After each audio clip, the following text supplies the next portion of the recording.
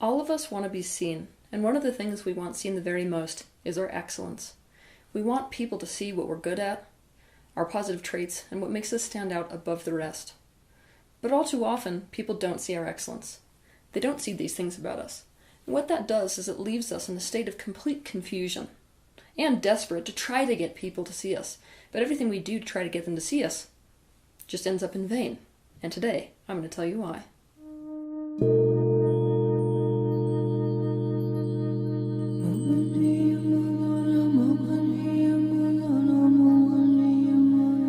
I'm going to tell you something today that has the potential to change your entire life. And here it is.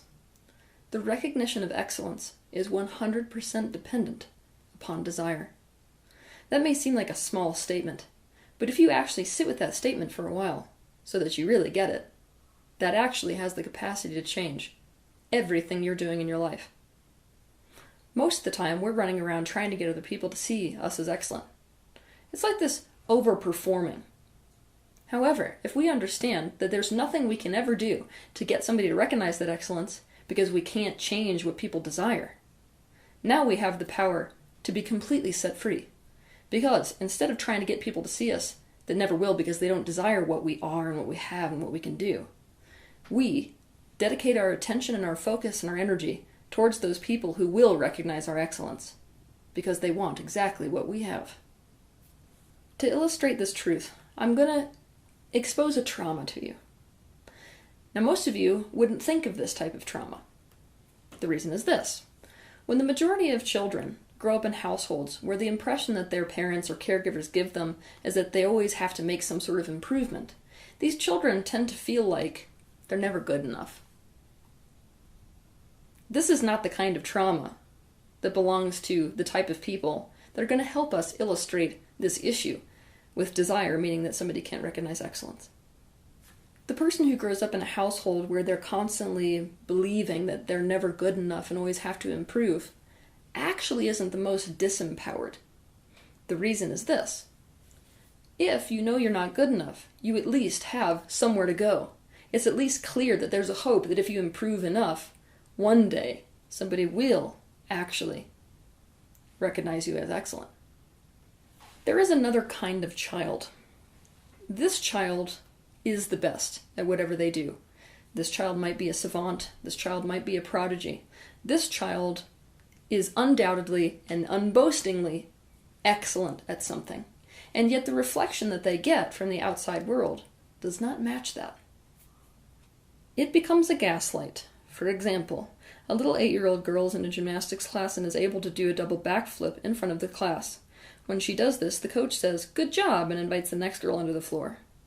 This little girl, who's also 8 years old, does a cartwheel, and the class, as well as coach, erupts into clapping and praise. The child, who is clearly excellent and clearly the best in class, cannot believe she is not good enough because it is clear that is not reality. It isn't possible to gaslight herself in this scenario. The reality is that she is the best in class and she is excellent, and so that can mean only one thing, that they don't actually see her, which makes her feel like she's living life behind a pane of glass and no one can see in.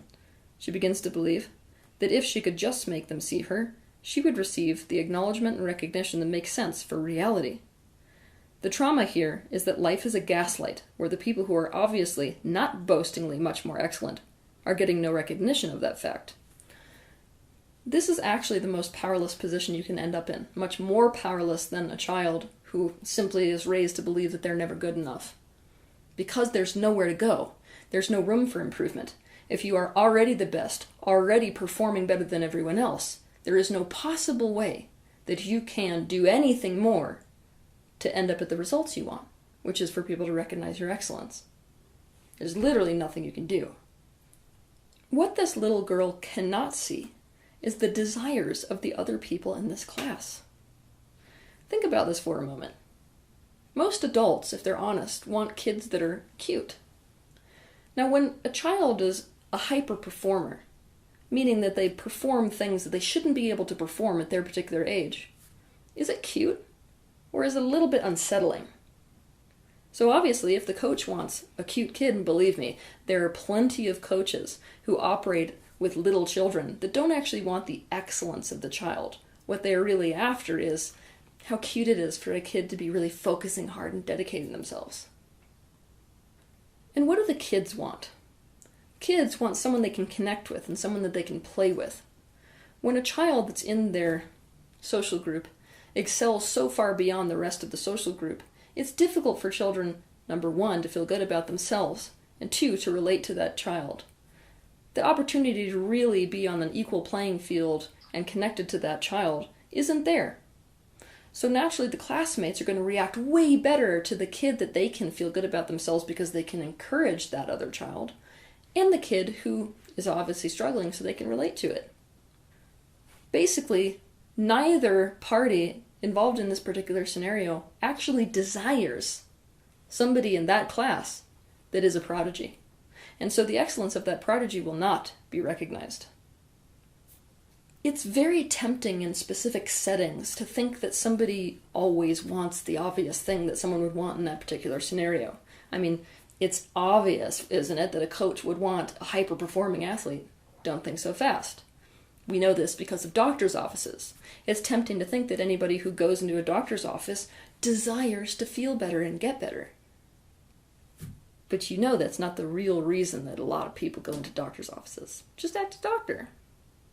Your assumption that people who get into the self-help and the spiritual awakening community want to see reality is what makes it so that you can't see why some people recognize my excellence and others simply don't. If you sum up what I am and what I am the most excellent at, it is showing people reality. I am essentially an embodied mirror. Now, what do we know about seeing reality? Does it feel good? Or does it feel really crappy a lot of the time? What this means is I make people really, really uncomfortable. Now, here's a funny thing. If I rounded up all people on the planet Earth from every different walk of life, different cultures, different countries, different genders, everything, and I took that collective consciousness and I extracted the dominant desire that is being broadcast forth from human consciousness, guess what it is? Comfort. So, am I somebody who is wanted by the dominant demographic? No. The majority of people do not want what I am excellent at, and therefore they are not going to recognize the excellence.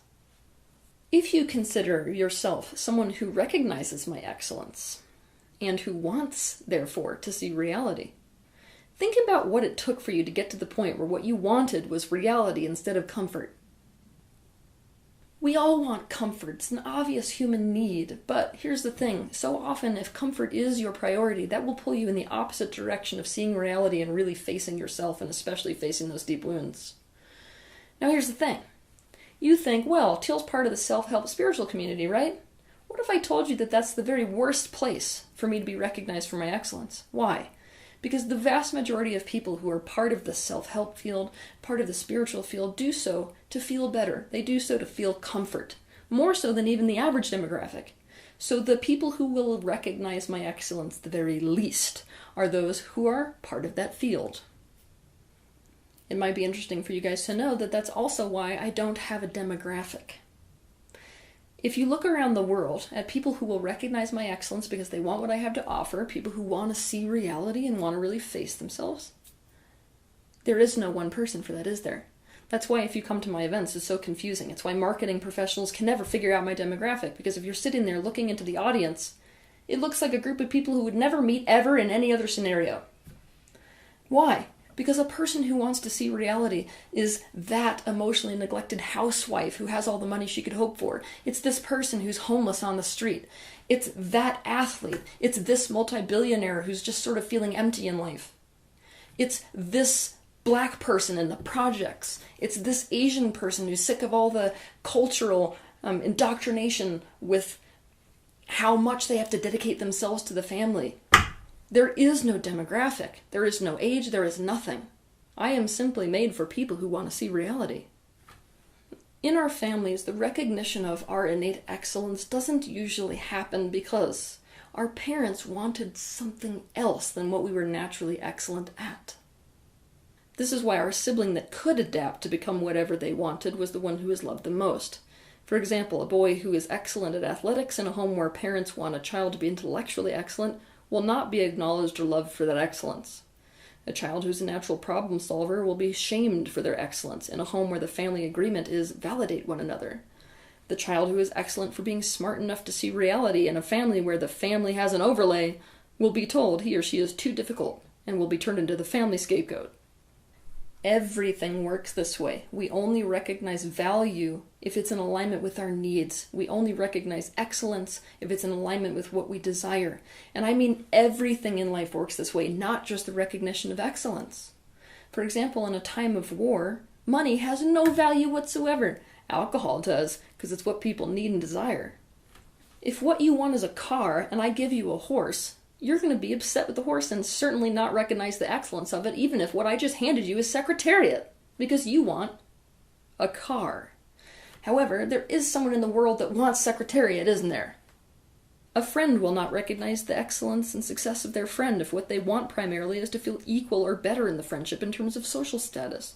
A mother will not recognize the personal excellence of her child if that excellence is different to her own, if what she wants is a mini-me. A person cannot recognize the excellence of the best athletes in the world in any sport if they have never wanted to excel at that sport or wanted to learn about that sport enough to really care about it at all. Excellence can be developed, but it's inborn. It's like a pearl that was always inside of the clamshell. And everyone is born with that pearl. There is no exceptions. Why? Because we live in a universe that really doesn't have any interest in redundancy. This universe is always interested in unique and non-redundant excellence. If you were created as a separate being, which you were, it is because you are an embodiment of a very specific form of excellence. But we often don't see this excellence. We do not see what we're truly excellent at. And if we did see it, we are likely to feel bad about what we are excellent at instead of feel good about it. And this happens for two primary reasons. One, if we are naturally excellent at something, it takes us almost no effort to do it. So we don't see it as anything special. Two, if we don't recognize excellence, most likely the reflection that we got from people around us, especially in our early life, was that that thing was either unimportant, meaning it was completely ignored, or it got us negative attention. So that thing that we're actually excellent at, we were led to believe and taught to believe was bad and wrong, and took us in the exact opposite direction of our needs by the people in our society, by the people in our family, the people that mattered the most to us, because let's remember, survival for us is closeness with the social group. When we do not recognize our own excellence, we can't actually see the non-redundant nature of our excellence. Therefore, what we end up doing is trying to compete with other people to be better than they are at the thing that they are good at, that we think we're good at too. We do this instead of feeling that incredible flow and that self-esteem that comes from literally doing what is easy for us to do and most natural for us to do, and receiving the positive feedback from other people who actually love and recognize and need that. We gravitate towards jobs and people and places where we have a hard time, and we gain self-esteem out of how hard we're trying and all the hard work. We do not feel the fulfillment of walking in alignment with our unique purpose, which entails gifting the world with the gift we were imbued with upon our birth. We also do not gravitate toward the people, places, and jobs where people really want what we genuinely have to offer, so we feel consistently undervalued. Excellence and purpose, they're intertwined, and both are inborn. Now, we tend to think of purpose in an incredibly limited way. We tend to think of purpose in terms of the job that we will be doing, but that's a very one-dimensional way of looking at it. Also, your purpose actually never changes throughout life. It unfolds, which means that it often changes the form in which it is expressing itself. For example, a person's excellence might be commitment, or organization, or problem solving, or efficiency, or athletics, or achievement. Now, it's obvious looking at all of these different things that any one of them could filter themselves into many different expressions. And it should be filtered according to what expression feels the very best to a person at a given time. For example, a person whose purpose is organization might turn into a world expert home organizer, or a secretary, or a construction superintendent. And what feels best to a person will feel like fun. Have you noticed yet that people's definition of fun is nothing like anyone else's definition of fun? Sometimes people agree, but if you get enough people in a room, one person will think that something's awesome and another person will be like, yeah, no, that sucks. Like, I'd probably rather just get my teeth drilled. That's because we all have different inborn excellence, different inborn purpose, and therefore different inborn intrinsic motivation. They have different intrinsic motivation because they are a different part of the makeup of the engine of the universe, and therefore have different excellence and different purpose. The thing about excellence and purpose is you actually always do know what it is down deep in your soul. You're just not usually super consciously admitting to it. And here's the thing. It's always staring you in the face. But you are busy denying, disowning, and rejecting it. When you disown your purpose, you feel it is lost. And at the same time, because it doesn't go away, you also feel like it's going to force you against your free will to do what it wants, despite the consequences of doing so. You're already programmed to hate your own actual excellence, or at the very least to see it as nothing to be celebrated and not of much value. For this reason, the first thing to ask yourself is this. What bad thing might happen or negative consequence might occur if I knew my excellence and purpose, and could no longer escape or avoid it? Really take time to answer this question. It's perfectly understandable why this would be terrifying. Why? Because the majority of us, we only fell out of alignment with our purpose and our unique excellence because we abandoned our own compass for someone else's compass. We did what we felt like they were right about us doing, not what we intrinsically wanted to do. Therefore, we have built the majority of our life and the structure of it today based off of complete inauthenticity. So obviously, if you regain your compass, there's a high likelihood that a lot of the life you've built up is about to fall down. To get closer to your excellence, think back to your childhood and ask yourself 2 questions. The first is, what did you naturally and intrinsically do just for the doing of it? If you're worried that your answer might not reflect something you like doing for the sake of doing it, rather than for the sake of the way you were praised for doing it, imagine that you had no audience at all.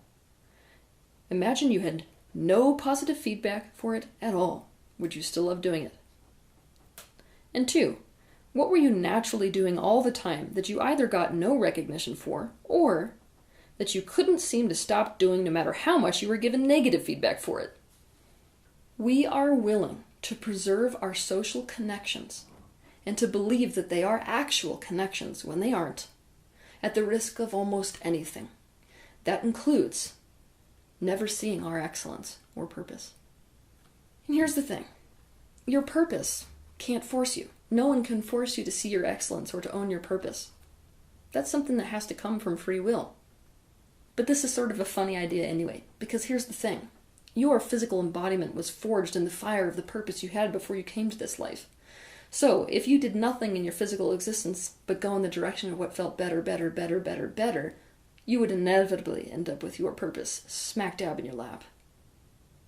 Many of you love to tell yourself that your parents pulled you away from your own compass and pulled you away from your actual excellence because they knew what was good for you. But the thing is that they didn't. What they did know is what was good for them. I should say they think they know what's good for them.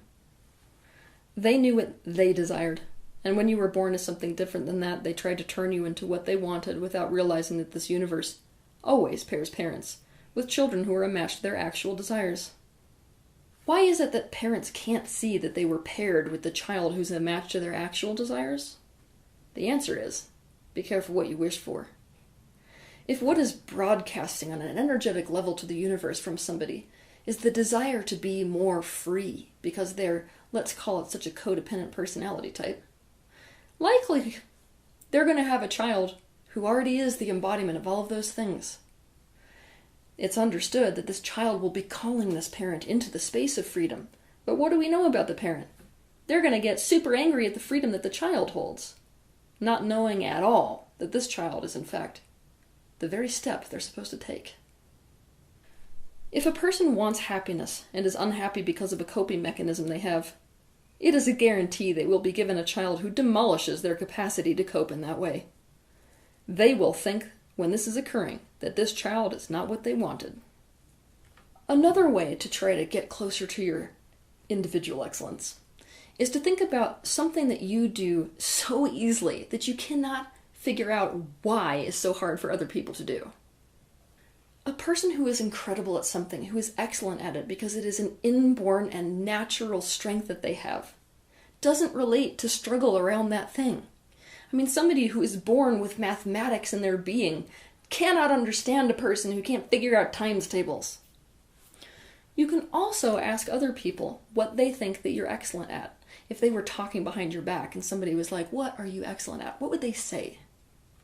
Pay close attention and special attention to the things that they say that you're excellent at that make you cringe.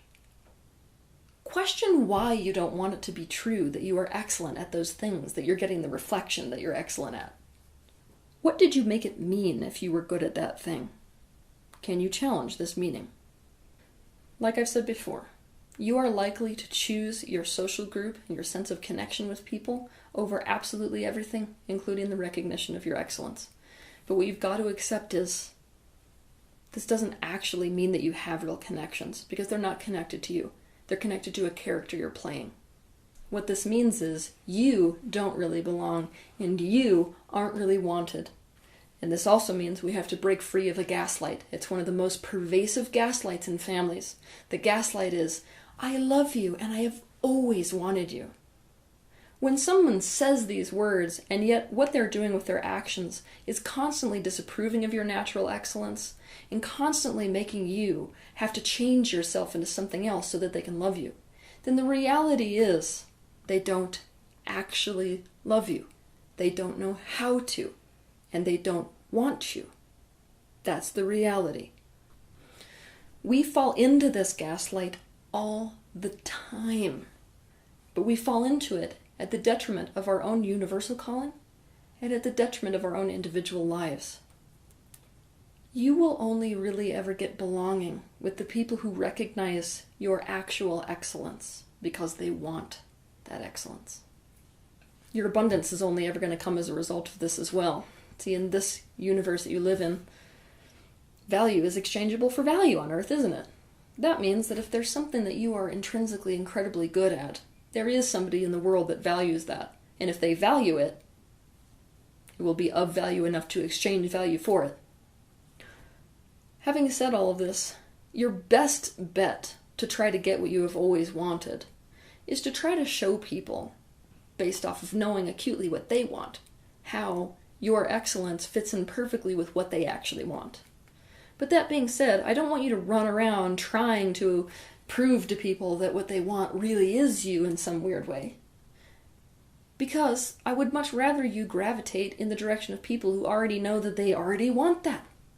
And here's the thing, there's going to be a whole bunch of people that it doesn't matter how hard you try, you are never going to convince them that you fit in at all with what it is that they are wanting. Gravitate to the people, places, and situations where your excellence is recognized. And as a society, we need to learn to develop the capacity to recognize excellence beyond the super self-centered confines of our own desires, so we can recognize the need for an excellence of every role. If we can do this, we can then direct those things of excellence to the people, places, and things that want them most. I cannot tell you how much the complexity of human society has prevented the expansion of human society. If the human species in general would just realize that it's a much better strategy to figure out the unique excellence of each individual and then place that individual in the exact place where that excellence is needed and wanted, instead of figuring out what each person wants and desires and trying to get people to change so that they'll line up with that, the speed of expansion within the human race would be exponential. I am ending this episode by asking you to ask yourself 2 questions. The first is, in any scenario where someone is not recognizing your excellence, I want you to ask yourself, what is the thing that this person actually desires in this scenario, or with me, or in general, that makes it so that in this scenario they cannot recognize my excellence? And number 2 is, if I could just accept that the recognition of excellence is 100% dependent upon desire, how would that change my life and the way I see it retrospectively? How would it change the way that I live my life today? Have a good week.